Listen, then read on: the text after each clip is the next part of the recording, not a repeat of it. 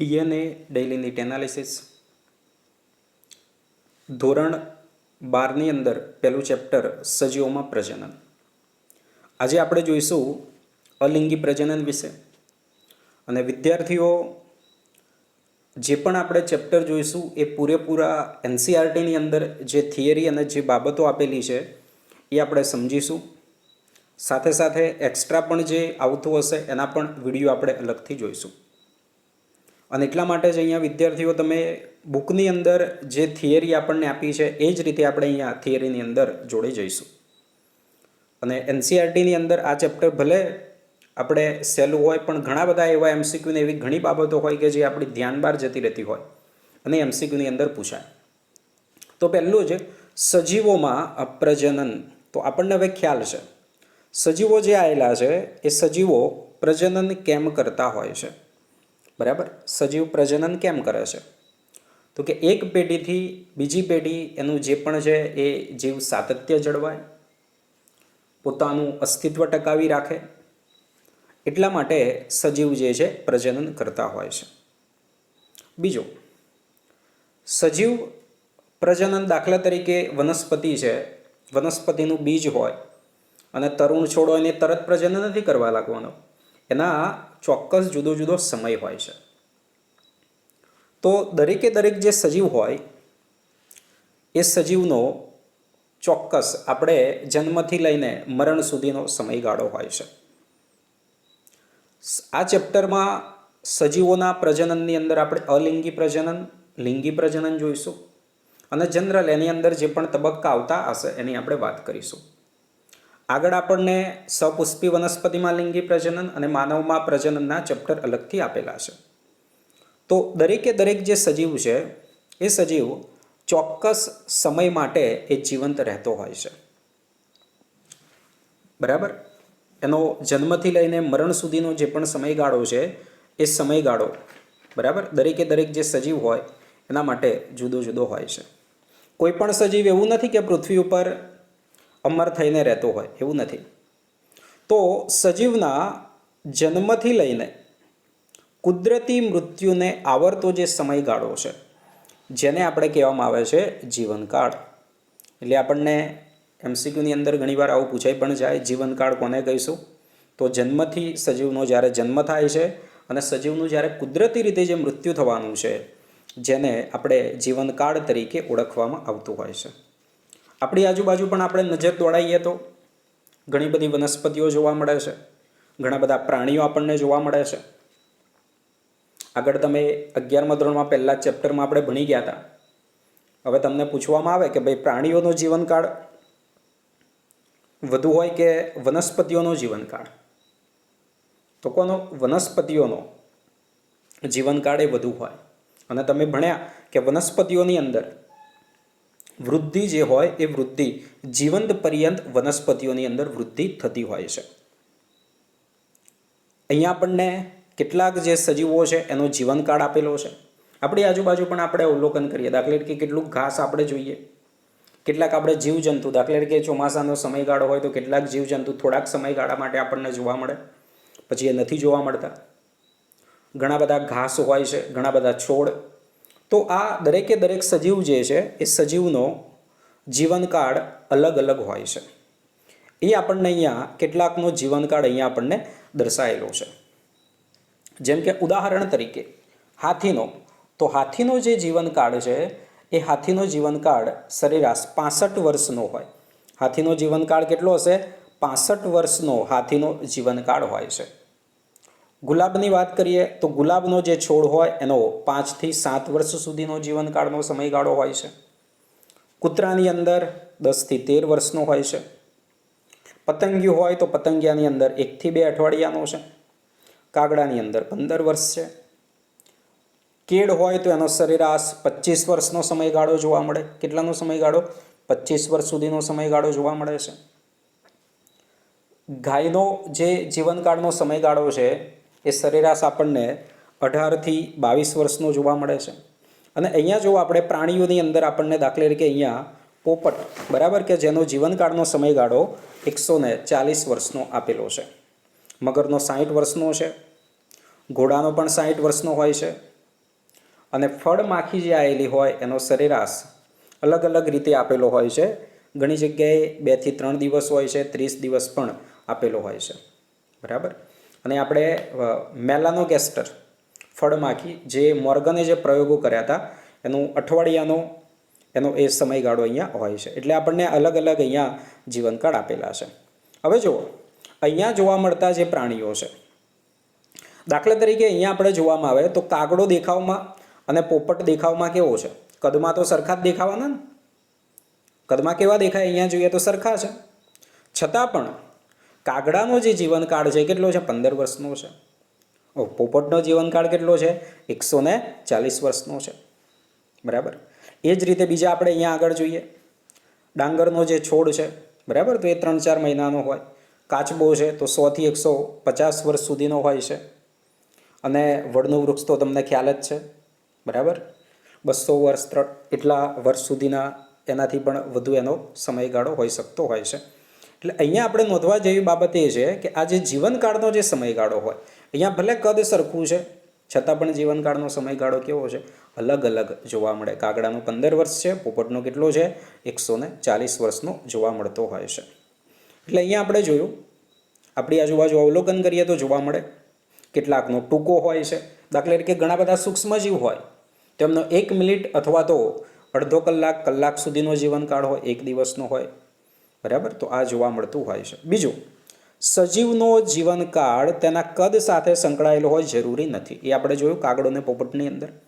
જીવનકાળની અંદર ખૂબ જ આપણને તફાવત જોવા મળતો હોય છે. એ જ રીતે આપણે પીપળાનું પણ ઉદાહરણ લઈએ. બરાબર. તો પીપળાના વૃક્ષની જગ્યાએ કેરીનો જે જીવનકાળનો સમયગાળો હોય છે ઘણો ટૂંકો હોય છે. હવે સજીવનો જીવનકાળ કોઈ પણ હોય, જન્મથી લઈને મૃત્યુ. બરાબર. તો દરેકે દરેક જે સજીવ છે એ સજીવનું મૃત્યુ નિશ્ચિત છે. દરેકે દરેક સજીવનું શું છે? મૃત્યુ નિશ્ચિત. પણ હવે અહીંયાથી આપણને MCQમાં પૂછાય કે કોના સિવાય દરેકે દરેકનું મૃત્યુ નિશ્ચિત છે? તો કોના સિવાય? એક કોષીય સજીવો સિવાય. એક કોષીય સજીવો સિવાય, બરાબર, એ મૃત્યુ એમનું થવાનું નથી. બાકીના બધા જ જે છે એમનું મૃત્યુ થતું હોય છે. કારણ કે એ એક જ કોષીય છે અને એનું કોષનું વિભાજન થાય, ફરીથી નવો કોષ બની ગયો, એટલે એનું અહીંયા મૃત્યુ થવાનું નથી. બરાબર. આપણે હજારો વર્ષોથી પ્રાણીઓ છે, વનસ્પતિઓ છે, બરાબર, ઘણી બધી આપણને અહીંયા જૈવ વિવિધતા જોવા મળતી હોય છે. અને MCQમાં પૂછાય પ્રાણીઓનું જીવન વધારે છે કે વનસ્પતિઓનું? તો આયુષ્ય વનસ્પતિઓનું. કારણ કે વનસ્પતિઓમાં જે વૃદ્ધિ છે એ વનસ્પતિઓમાં વૃદ્ધિ જીવંત પર્યંત થાય છે. કેવી થાય છે? જીવંત પર્યંત થતી હોય છે. આગળ વધીએ તો હવે પ્રજનન વિશે આપણે અહીંયા જોવાનું છે. પ્રજનનની ક્રિયાની અંદર સજીવ શું કરતો હોય છે? પોતાના જેવી નવી સંતતિનું નિર્માણ કરે છે. અને ફરીથી એ સજીવ છે, એ સજીવની વૃદ્ધિ થશે, એ જાતે પરિપક્વ થશે અને નવી સંતતિ ઉત્પન્ન કરતો હોય છે. અને દરેકે દરેકની અંદર જન્મ, વૃદ્ધિ અને મૃત્યુનું ચક્ર ચાલતું હોય છે. અને આ પ્રજનનની ઘટનાના પરિણામે એક પેઢીથી બીજી પેઢી જીવ સાતત્ય જળવાય. જીવ સાતત્ય એટલે દાખલા તરીકે આપણે આનુવંશિકતા છે કે માતા પિતાના જે જનીનદ્રવ્ય જે પણ લક્ષણો છે પિતૃપેઢીની અંદર આવવાના છે. બરાબર. તો આ આખું જે જીવ સાતત્ય છે એ પ્રજનનથી જળવાતું હોય છે. જનીનિક ભિન્નતાઓ, જુદાપણું. આપણે માતા પિતા જેવા જ છીએ પરંતુ એકદમ એમની કોપી નથી, થોડુંક જુદાપણું જોવા મળતું હોય છે, તો જનનિક ભિન્નતા સર્જાય. અને પ્રજનન દરમિયાન આ જે પણ લક્ષણો હોય એ સંતતિની અંદર, વારસાની અંદર ઉતરતા હોય છે, જેને આપણે આનુવંશિકતા કહીએ. કે ભાઈ માતા પિતાના જે પણ લક્ષણો હોય એ માતા પિતાના લક્ષણો સંતતિમાં ઉતરવાની જે ક્રિયા છે, જે ઘટના છે, જેને આપણે કહીશું આનુવંશિકતા. અને અહીંયા આપણને આપ્યું કે આનુવંશિકતા અને ભિન્નતાનું જે આખું ચેપ્ટર છે એમાં વિસ્તૃત રીતે આપણે અહીંયા સમજીશું. સજીવ વિશ્વની અંદર ખૂબ જ ઘણી બધી વિવિધતા છે. વનસ્પતિની પણ વાત કરીએ તો કેટલાક છોડ છે, સૃપ છે, વિલાઓ છે, સિક્વેસ ઇમ્પેરિવન્સ, મોટા ઊંચા વૃક્ષો છે. તો આપણી આજુબાજુ જોવા મળતા આજે દરેકે દરેક જે સજીવ છે એમનું જીવનચક્ર જુદું જુદું હોય છે. પ્રજનનની રીતો જુદી જુદી હોય છે. ઘણી બધી આપણને આશ્ચર્યચકિત કરે એવા પ્રકારની પ્રજનનની ઋતુને એવું બધું હોય છે. તો આ વિવિધતા આપણને જોવા મળતી હોય છે. હવે દરેક સજીવ પ્રજનન તો કરવાનો છે, પણ હવે આ સજીવ પ્રજનન કઈ રીતે કરતો હોય છે એનો આધાર એનું નિવાસ સ્થાન, તેની આંતરિક દેહધર્મ ક્રિયા અને બીજા પણ ઘણા બધા પરિબળો ઉપર આધારિત હોય છે. એટલે એક આ બાબત આપણે ખાસ અહીંયા નોંધવાની કે તેનું નિવાસ સ્થાન કયું છે, સજીવનું નિવાસ સ્થાન. દાખલા તરીકે તમે યાદ કરો 11મા ધોરણનું આપણું પ્રાણી સૃષ્ટિનું ચેપ્ટર, લેમ્પ્રી, હેંગફિશ, પેટ્રોમાઇઝોન આવતું હતું આપણે ચૂસમુખાની અંદર, અને એ દરિયાઈ હતા, પરંતુ ઈંડા મૂકવા માટે મીઠા પાણીની અંદર જતા હતા. એ દરિયાની અંદર ઈંડા નતા મૂકી શકવાના, કઈ જતા હતા? મીઠા પાણીની અંદર જતા હતા. અને ત્યાં એક શબ્દ તમને આપેલો હતો, યાદ રાખજો, સ્પોઈંગ. સ્પોઈંગ એટલે મીઠા પાણી અથવા તો પાણીની અંદર જે ઈંડા મૂકતા હોય એને સ્પોઈંગ કહેવામાં આવે. તો એ નિવાસ સ્થાન જે છે એ પણ અસર કરતું હોય છે. દાખલા તરીકે જે પણ પ્રાણીઓ ઠંડા વિસ્તારની અંદર રહેતા હોય તો એ જગ્યા બદલે તો એ પ્રજનન નથી કરી શકવાના. આપણે આગળ પર્યાવરણના ચેપ્ટરોની અંદર ભણીશું કે ઘણા બધા પક્ષીઓને સ્થળાંતરણ કરતા હોય છે. તો આ એક નિવાસ સ્થાન ખૂબ જ અગત્યનું પ્રજનન માટે અસર કરતું હોય છે. બીજું આંતરદેહ ધાર્મિક ક્રિયા. આંતરિક દેહધાર્મિક વિદ્યા સજીવની કેવી છે, બરાબર, એ પણ અહીંયા અસર કરતું હોય છે. એના કેટલાક ઉદાહરણ આનુવંશિકતાના ચેપ્ટરની અંદર આપણે આવશે. બોનેલિયાના એમ કેટલાક ઉદાહરણ છે, અને અન્ય બીજા પરિબળો પણ અહીંયા સજીવને અસર કરતા હોય છે. હવે અહીંયા નોંધવા જેવી બાબત, પ્રજનનની ક્રિયામાં એક સજીવ કે બે સજીવ ભાગ લે. પ્રજનન એટલે એવું નથી કે બે જ સજીવ દર વખતે ભાગ લેવાના, કાં તો એક સજીવ ભાગ લે અથવા તો બે સજીવ ભાગ લે. હવે તો તમે આ ભણો છો 12માં, એટલે આપણે જે અલિંગી પ્રજનન એમ કેટલુંક થતું હોય, વાનસ્પતિક પ્રજનન શબ્દથી પરિચિત છો, તો એની અંદર એક જ સજીવ ભાગ લેતો હોય છે. લિંગી પ્રજનન એમ થતું હોય તો એની અંદર બે સજીવ ભાગ લેતા હોય છે. અને તેના આધારે બે પ્રકાર છે. એટલે એમસીક્યુમાં પૂછાય પ્રજનનના જે પ્રકાર છે એ પ્રજનનના પ્રકાર કોને આધારે છે. એક સજીવ ભાગ લેતા હોય અથવા તો બે સજીવ ભાગ લેતા હોય છે. જ્યારે એક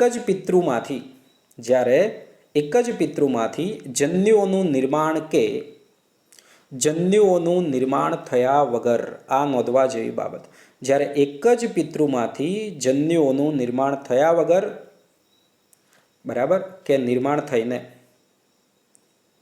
સંતતિઓનું સર્જન થાય, જેને આપણે શું કહીએ છીએ? અલિંગી પ્રજનન.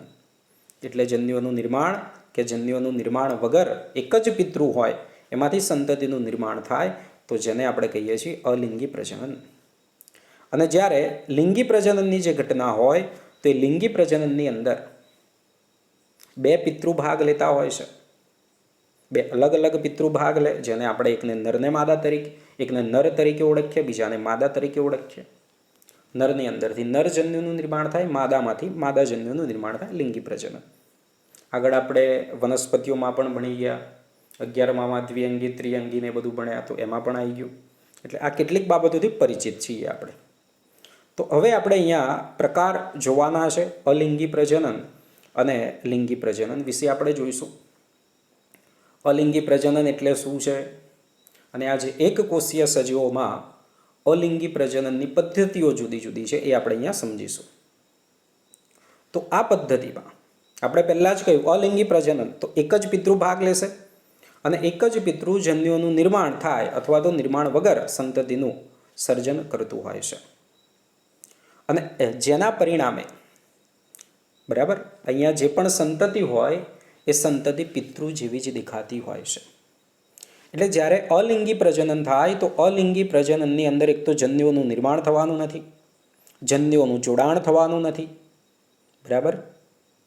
અને આ અલિંગી પ્રજનનની પદ્ધતિને જુદા જુદા નામોથી આપણે ઓળખીએ છીએ. એગેમોજેની, કયું નામ છે? એક એગેમોજેની તરીકે ઓળખીશું. બીજું છે એગેમોજેનેસિસ તરીકે પણ આપણે ઓળખીએ છીએ. અને બીજું અલિંગી પ્રજનન થાય તો એની અંદર અર્ધીકરણ અહીંયા થવાનું નથી. એના જે કોષો છે એ કોષોમાં સમવિભાજન થાય. શું થાય? સમવિભાજન થાય છે. એટલા માટે બીજું આપણે આને સોમેટોજેનિક રિપ્રોડક્શન પણ કહેવાય. શું કહેવાય? સોમેટોજેનિક રિપ્રોડક્શન પણ કહેવાય. એટલે 3 શબ્દો યાદ રાખવાના અલિંગી પ્રજનન માટે. એ ગેમોજેનેસિસ કહીશું, એ ગેમોજેની કહીશું અને સોમેટોજેનિક રિપ્રોડક્શન તરીકે પણ ઓળખવામાં આવે છે. એટલે કે નવી જે પણ સંતતિનું નિર્માણ થાય એ નિર્માણ થતી સંતતિ પિતૃની આબેહૂબ નકલ જ હોય છે. જનનિક રીતે એ સમાન હોય છે. બરાબર? એટલે આને આપણે ક્લોન વાપરીએ છીએ. આને શું કહીએ છીએ આપણે? ક્લોન તરીકે આપણે એમને ઓળખવામાં આવે. બરાબર? એટલે કે પૂછાય ક્લોન તો કે બાહ્યકાર અને જનનિક રીતે સમાન સજીવ હોય તો એના માટે આપણે ક્લોન શબ્દનો ઉપયોગ કરતા હોઈએ છીએ. ખબર પડી? તો આ એક બાબત યાદ રાખવાની. બરાબર? આગળ તો અહીંયા એકકોષીય સજીવોની અંદર અલિંગી પ્રજનનની જુદી જુદી રીતો છે. બરાબર? તો એકકોષીય સજીવોની અંદર આ આપણને સામાન્ય રીતે જોવા મળતું હોય છે. મોનેરાના કેટલાક સભ્યો હશે. બરાબર? પ્રોટિસ્ટાના જે સભ્યો છે એમની અંદર પણ આ આપણને જોવા મળે છે અલિંગી પ્રજનન. તો આ બાબત આપણે યાદ રાખવી કે મોનેરા અને પ્રોટિસ્ટાના જે સભ્યો હોય એની અંદર આપણને આ અલિંગી પ્રજનન જોવા મળતું હોય છે. એટલે જે પણ એકકોષીય છે તો આપણને ખ્યાલ છે કે મોનેરા અને પ્રોટિસ્ટા એકકોષીય. મોનેરા એકકોષીય આદિકોષ કેન્દ્રીય, જ્યારે પ્રોટિસ્ટા એકકોષીય સુકોષ કેન્દ્રીય છે કે જેની અંદર આપણને જોવા મળતું હોય છે. એટલે અહીંયા આપણે જો વાત કરી સજીવ અથવા તો જે પણ પિતૃકોષ છે એ વિભાજન થાય અને 2 કોષોનું નિર્માણ થાય. અને આ સજીવોમાં કોષ વિભાજન પોતે પ્રજનનનો પ્રકાર છે. બરાબર? એટલે આપણે આગળ આવ્યું હતું 11મા ધોરણમાં વૃદ્ધિને પ્રજનન સાથે સરખાવી શકાય. હવે ખબર પડી. બરાબર? તો ઘણા જે સજીવો છે એ દ્વિભાજન દ્વારા પ્રજનન કરે. કોના દ્વારા પ્રજનન કરતા હોય છે? દ્વિભાજન દ્વારા પ્રજનન અહીંયા કરતા હોય છે. બાઇનરી ફિઝન દ્વારા, જેને ઇંગ્લિશમાં આપણે શું કહીએ છીએ? બાઇનરી ફિઝન કહીએ છીએ.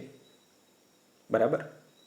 તો આ રીતે એ કેટલાક જે સજીવો છે એ સજીવોની અંદર દ્વિભાજન અહીંયા થતું હોય છે. બરાબર? હવે દ્વિભાજન જે થતું હોય છે એની અંદર ભાજનની જે પણ ક્રિયાવિધિ હોય કે જેમાં સૌપ્રથમ કોષ કેન્દ્રનું વિભાજન થાય. યાદ રાખવાનું આ. સૌપ્રથમ કોનું થાય? કોષ કેન્દ્રનું વિભાજન થાય અને ત્યાર પછી કોષ રસનું વિભાજન થાય. ભાજનની જે પણ ક્રિયા થાય એમાં સૌપ્રથમ કોષ કેન્દ્રનું વિભાજન થાય અને પછી કોનું વિભાજન થવાનું છે? કોષ રસનું વિભાજન થાય. તો અહીંયા આપણે જોઈ શકીએ છીએ દાખલા તરીકે અમીબા છે. અમીબાનું આ કોષ કેન્દ્ર છે. બરાબર? તો આ કોષ કેન્દ્રનું અહીંયા વિભાજન થાય છે. શું થાય છે? કોષ કેન્દ્રનું વિભાજન થતું હોય છે અને કોષ કેન્દ્રના વિભાજન પછી બીજા તબક્કાની અંદર કોષ રસનું વિભાજન થાય અને 2 દ્રોહિત એટલે કે બાળ અમીબાનું નિર્માણ અહીંયા થતું હોય છે. તો એક આપણને આપેલું છે. બીજું ઈસ્ટની અંદર આપણે અહીંયા જોઈ શકીએ છીએ તો ઈસ્ટની અંદર કલિકાનું નિર્માણ થાય. ઈસ્ટની અંદર શું થાય છે? કલિકા સર્જન થાય. યાદ રાખવાનું. અને અમીબામાં શું થાય? દ્વિભાજન થાય. હવે જુઓ, એક તો સરળ વિભાજન થયું, બીજું એક અનુપ્રસ્થ વિભાજન આવે છે. વિદ્યાર્થીઓ આપણને બુકમાં આપેલું નથી. અનુપ્રસ્થ વિભાજન એ પેરામિસિયમ અને પ્લેનેરિયામાં જોવા મળે. અનુપ્રસ્થ રીતે થાય. અનુપ્રસ્થ એટલે કેવું? આડું. અનુપ્રસ્થ એટલે કેવું? આડું. પેરામિસિયમ અને પ્લેનેરિયામાં અનુપ્રસ્થ થાય. બીજું એક આયામ થાય. આયામ યુગ્લિના અને વર્ટિસોલા કે જેની અંદર આયામ થતું હોય છે. આ વાક્યો તમે નોંધી રાખજો. ફરીથી કહું છું. અનુપ્રસ્થ વિભાજન પેરામિસિયમ અને પ્લેનેરિયામાં, આયામ વિભાજન યુગ્લિના અને વર્ટિસેલાની અંદર અહીંયા થતું હોય છે. એટલે જો અહીંયા આપણને આપ્યું અમીબા. બરાબર છે? પેરામિસિયમ ઈસ્ટમાં વિભાજન અસમાન હોય છે અને નાની કલિકાઓ સર્જતું હોય છે. અને આ કલિકાઓ પિતૃ સાથે જોડાયેલી હોય છે અને આ કલિકાઓ પછી શું પડી જતી હોય? છૂટી પડી જતી હોય છે અને એની અંદરથી શું થાય? નવી ઈસ્ટનું અહીંયા નિર્માણ થતું હોય છે. તો આ રીતે અહીંયા વિભાજન થતું હોય છે. અને જ્યારે પણ અહીંયા આવું સરળ દ્વિભાજનની એમ ક્રિયાવિધિ થાય તો અહીંયા માત્ર સમવિભાજન થાય. શું થવાનું છે? માત્ર સમવિભાજન. એટલે જે પણ સંતતિનું નિર્માણ થાય એ સંતતિ કોને મળતી આવે? પિતૃને મળતી આવતી હોય છે. અહીંયા એ ક્લોન હોય છે. તો વિદ્યાર્થીઓ આજે આપણે આટલું જોયું. આગળ આવતીકાલે આગળ વધીશું અને વિદ્યાર્થીઓ આપણી પ્લે સ્ટોર ઉપર એપ્લિકેશન છે DNA ડેઇલી નીટ એનાલિસિસ. તો એપ્લિકેશનને ડાઉનલોડ કરો. એની અંદર નીટની પરીક્ષા માટે, બોર્ડની પરીક્ષા માટે તમને MCQની સારી પ્રેક્ટિસ થશે. જે પણ બુકો છે ઇંગ્લિશ મીડિયમની સારી, MTG ફિંગર ટિપ્સની હોય, ડૉક્ટર અલી સાહેબની બુક હોય, સિંગેરની બુક હોય, દિશા પબ્લિકેશનની, તો આ ઘણી બધી જે બુકો છે એમાંથી સારા ગુજરાતી કરીને MCQ ટેસ્ટની અંદર આપેલા છે અને એ ટેસ્ટ સિરીઝ દરેક વિદ્યાર્થી માટે ફ્રીમાં છે. તો એપ્લિકેશનને તમે પ્લે સ્ટોરમાંથી ડાઉનલોડ કરજો. આ વિડીયોના ડિસ્ક્રિપ્શનની અંદર એની લિંક તમને દર્શાવવામાં આવેલી છે. તો રેગ્યુલર રીતે આપણે ચેપ્ટરના વિડીયો અપલોડ કરતા રહીશું. All the best. Thank you.